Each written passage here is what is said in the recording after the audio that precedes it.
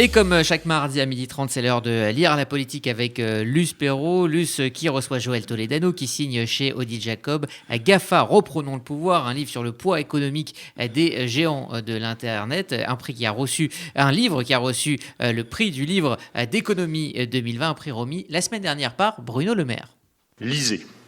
Vous n'imaginez pas le plaisir que ça va vous procurer. Je le dis avec beaucoup de conviction parce que j'ai moi-même des enfants, j'en ai un qui est lycéen, et c'est devenu un combat, la lecture. Et je veux juste dire à tous ceux qui nous écoutent que ce combat, nous le menons avec Marc Lelrey-Lacharrière, avec Luce Perrault, avec Éric Rénard qui est présent, avec tous les journalistes qui sont présents ici et qui écrivent. C'est pas pour vous ennuyer, c'est pas pour faire des leçons de morale, c'est pas pour vous obliger à faire des activités qui seraient pénibles, c'est parce que, je le redis, la lecture est un immense plaisir, qu'elle va développer votre imagination, qu'elle va vous permettre de vous ouvrir à des mondes radicalement nouveaux dans lesquels vous ne seriez pas entré sans les mots, qu'elle va vous permettre de mieux comprendre qui vous êtes. Et donc voilà, cette introduction de Bruno Le Maire, ces mots qui vous étaient adressés, Joël Toledano, la semaine dernière, Luce Perrault, je vous laisse avec votre invité, c'est lire la politique. Lire la politique, lire l'économie, lire les essais, c'est un domaine où la France n'a pas de leçons à recevoir des pays anglo-saxons. Nous sommes sur le marché de l'édition parmi les meilleurs éditeurs d'essais, que ce soit dans le domaine dans tous les domaines des sciences humaines, nous sommes bons. Alors, je suis ravie de féliciter une nouvelle fois Joël Toledano pour son livre consacré aux GAFA. Les GAFA dont tout le monde parle, sans savoir vraiment exactement ce que ça signifie, le poids qu'ils occupent à la fois dans nos démocraties et dans le monde entier, et aussi combien ils pèsent sur le pouvoir et sur les démocraties. Alors GAFA, ça veut dire quoi d'abord, Joël Toledano ? Bonjour et merci de m'avoir invité. Je suis absolument ravie d'être là. Et j'étais également très très heureuse de recevoir ce prix la semaine dernière. Je tenais d'abord à commencer par là. Alors GAFA, ça veut dire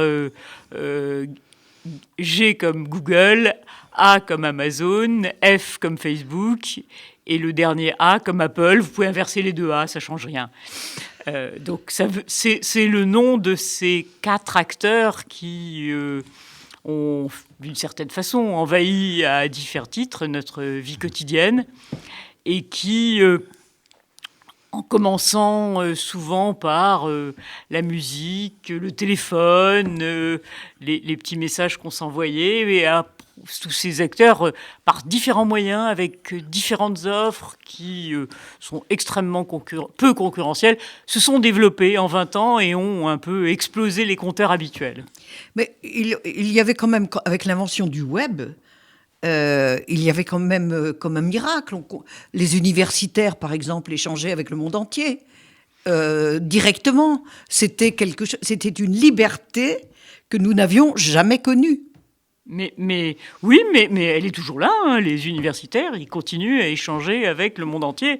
Regardez ce qui s'est passé autour de la recherche sur la Covid. Tout ça existe encore. Ce qui se passe, c'est que c'est devenu un peu une petite partie du web et que le web de la nos partie rêves, non visible. Oui, peu visible. La partie non visible, c'est encore pire, c'est le dark web. Et là, il s'y passe encore d'autres choses. Oui. On appelle, alors je précise, dark web, dark effectivement, pour dire que c'est la partie sombre où se passe tout. Comme Dark Vador. Voilà, exactement. Donc, revenons sinon à l'autre partie, la plus connue. En réalité, c'est le web commercial qui a gagné, au sens où, effectivement, ce monde gratuit, ces bibliothèques infinies qui nous étaient promises et qui sont encore là, en réalité, elles sont un petit peu effacées par ceux-là même qui nous les proposaient. C'est ça qui est très, très étonnant.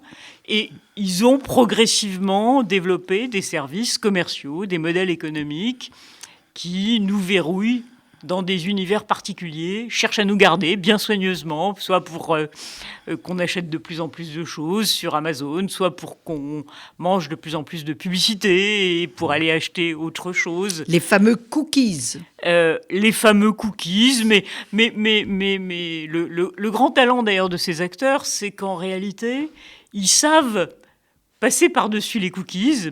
Et eux n'ont en réalité pas été très atteints par le fameux règlement sur le RGPD, vous savez, parce que ça a réussi à tuer leurs petits concurrents, mais eux, ça leur a permis d'être encore plus puissants pour dominer la publicité ciblée. Alors, quel est ce pouvoir financier, économique, quel est le poids des GAFA mondialement? Parce qu'ils pèsent mondialement maintenant. Alors, ils pèsent effectivement mondialement. Vous avez différentes façons de les... Vous avez différentes balances, si vous voulez. Vous avez une balance strictement financière, et là, elle donne absolument le vertige, puisque, par exemple, un acteur comme Apple, sa valorisation, c'est l'ordre de grandeur du CAC 40. Donc, et si vous les prenez les 4... Français. Oui, du CAC 40, donc des 40 plus grandes entreprises françaises.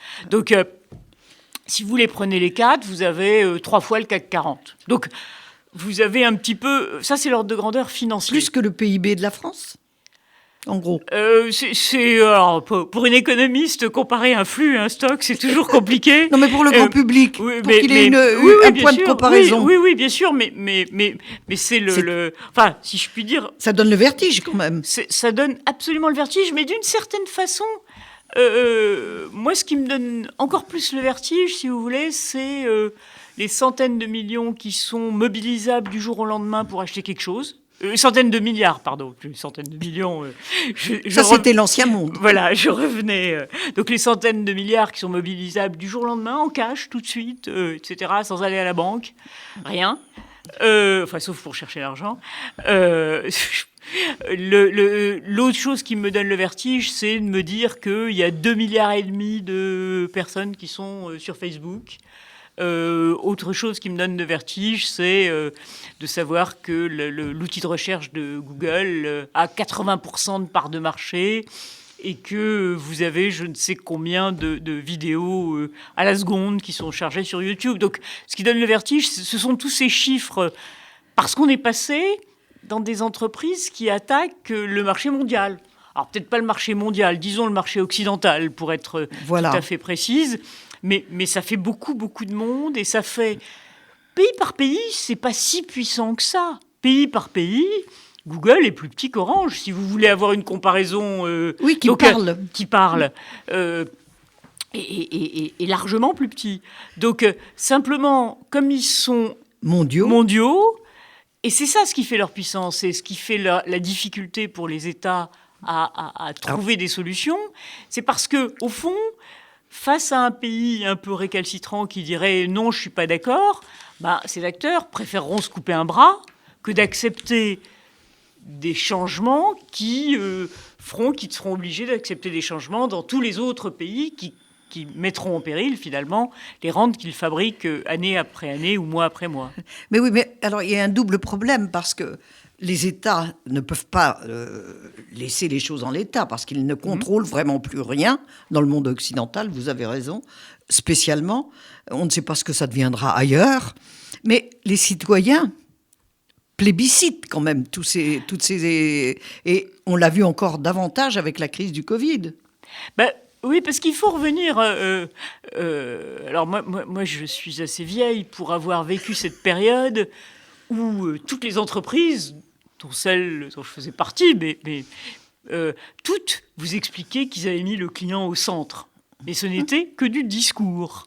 La réalité, c'est que ces entreprises sont arrivées et elles ont mis le client au centre. Vraiment. Et donc, elles nous ont apporté, chacune, les outils d'Apple, les services d'Apple, ceux d'Amazon, ceux de Google, ceux de Facebook. Ils nous ont apporté des services qui ont été mondialement plébiscités. Ils nous ont apporté des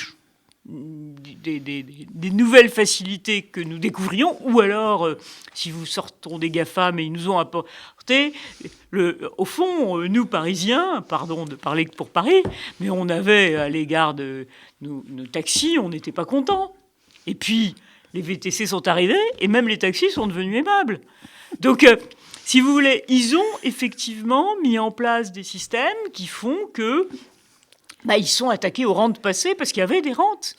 Et donc, ils nous ont apporté des services, et c'est comme ça qu'ils sont rentrés. Simplement, comme ils ont développé de nouveaux modèles économiques, progressivement, ils l'ont fait en écrasant un peu des acteurs qui étaient là, qui certes avaient exagéré, et donc apprenaient peut-être un peu plus à s'occuper des clients, mais du coup se sont retrouvés dans des situations de ce que j'appelle, ils étaient dans des mondes où il y avait une régulation privée. C'est encore aujourd'hui une régulation privée, c'est-à-dire que du jour au lendemain, vous pouvez vous voir éjecté de tel ou tel, je sais pas, comme Trump.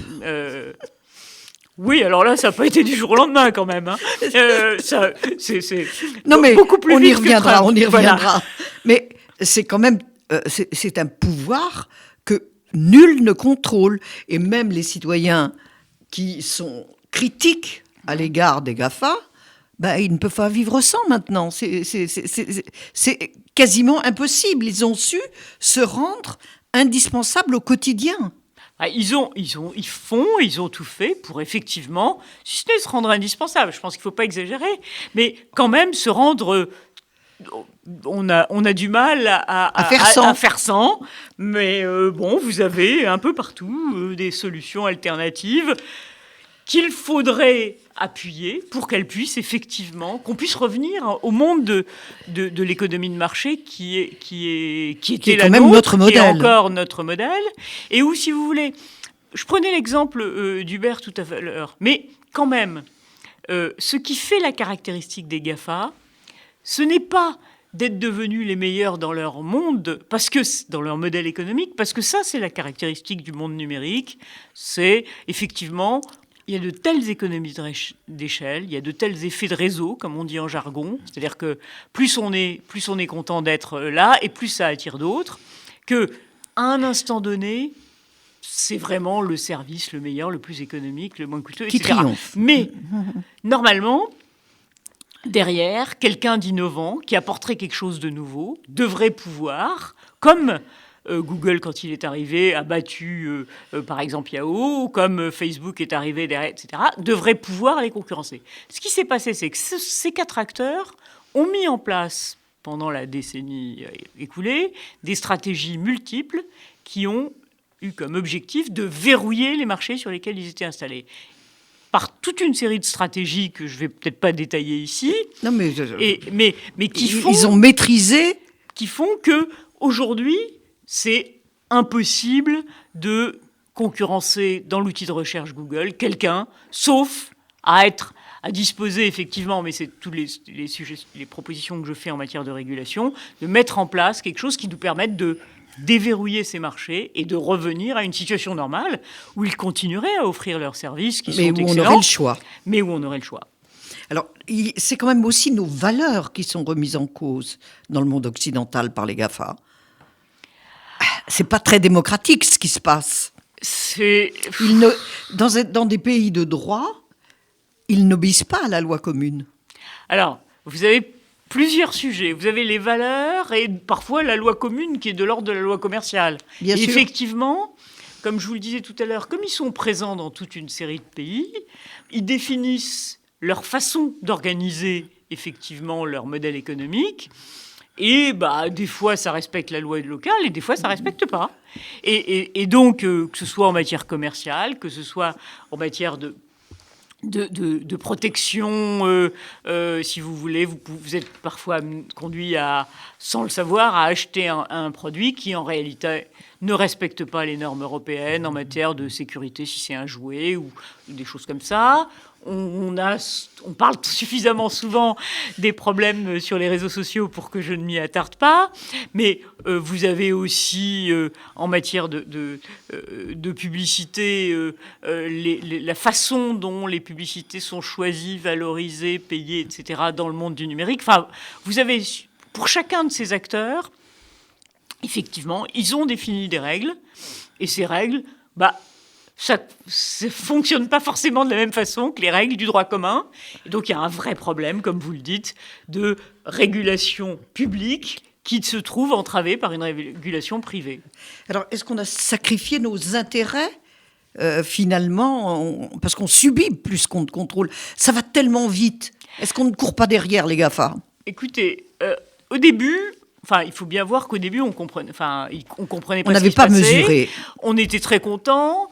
Ils nous offraient quand même des services qui étaient pas absolument stratégiques par rapport au monde du XXe siècle. Ok, c'était la musique, c'était la presse, toute une série de choses très très importantes, mais qui n'étaient pas, si je puis dire, les cœurs de ce qui se passe dans l'État et en matière de souveraineté. Et donc, au début, on a laissé faire, avec la satisfaction dont je parlais tout à l'heure, avec la non-compréhension des modèles économiques, avec toute une série, le fait que, peut-être encore moins que d'autres, les politiques comprenaient encore moins, alors que les entreprises attaquées, elles, se contentaient de se plaindre, mais on en a parlé tout à l'heure. Parfois, leur service n'était pas si bon que ça, donc les plaintes, on ne les entendait pas beaucoup. Voilà, vous avez tout ça. Et puis, à un moment, on a commencé à se rendre compte qu'ils sortaient de ce domaine finalement, un peu secondaire en matière stratégique pour essayer de rentrer dans la santé, dans l'automobile, dans les fusées, enfin dans l'aérospatiale, enfin bref. Là, on rentre dans le régalien. Là, vous avez tout d'un coup le militaire aussi. On en a parlé il y a quelques mois. Et à ce moment-là, à la fois, vous avez le politique qui a commencé à se dire « Ouh là là, qu'est-ce qui se passe ?»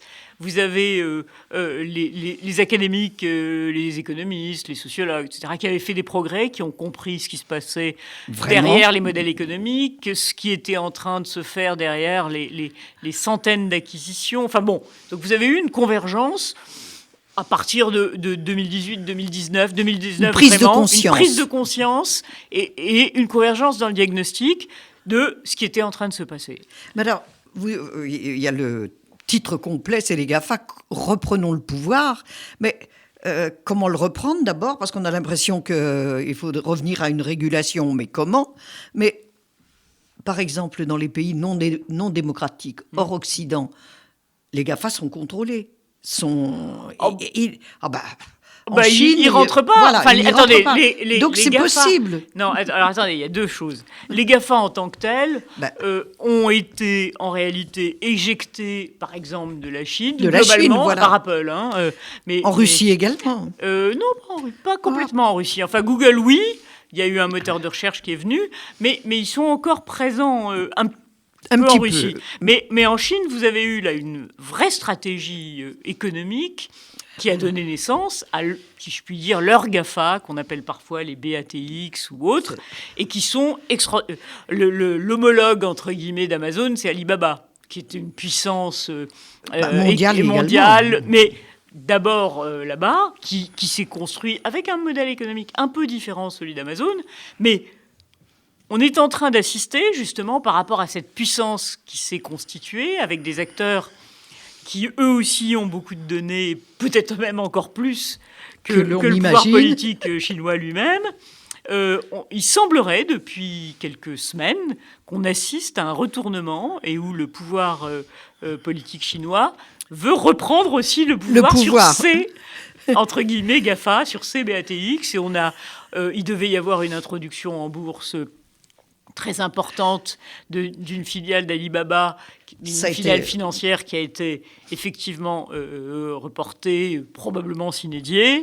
Le fondateur d'Alibaba a disparu. Voilà, il est réapparu récemment. Enfin bon, mais on est apparemment, même si comme toujours on y voit moins clair que chez nous, ils sont en train aussi de se dire, mine de rien, et malgré notre emprise, malgré la présence du Parti communiste partout, etc. Malgré le pouvoir.